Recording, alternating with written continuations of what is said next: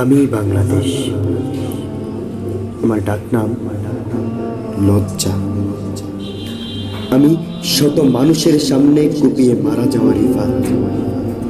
আমি বুয়েটের হোস্টেলে নিষ্ঠুরভাবে পিটিয়ে হত্যা হওয়া আবরার।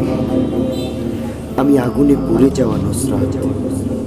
আমি বিশ্বজিৎ, আমি অভিজিৎ, আমি নাদিয়া, আমি তনু, আমি খাদিজা, আমি রাজন, আমি মিতু, আমি ব্যর্থ ছাত্র, আমি প্রশ্নপত্র না পাওয়া হতদরিদ্র, আমি অবিরাম বাংলার মুখ, আমি লাল সবুজের কফিন, আমি পিলখানায় অসহায় সেনা অফিসারের আধারে দাপন, আমি স্বাধীন বাংলাদেশের পরাধীন জনগণ, আমি বাসে ধর্ষিতা মাজেদা, আমি ছেলের সামনে ধর্ষিতা মা,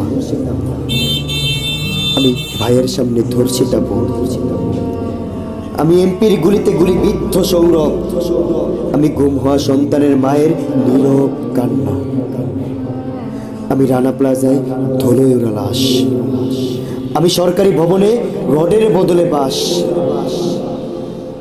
আমি তাজরিনের অগ্নিকাণ্ডের অসহায় গরিব কর্মচারী, আমি ধসে পড়া ভবনের নিচে গলিত লাশের গন্ধ আর পদ্মার লঞ্চ ডুবে,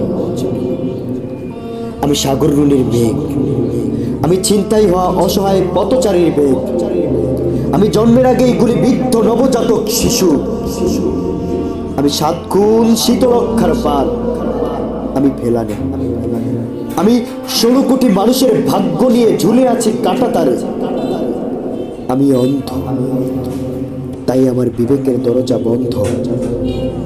তুমি বাংলাদেশ না, তোমার নাম বাংলার লাশ।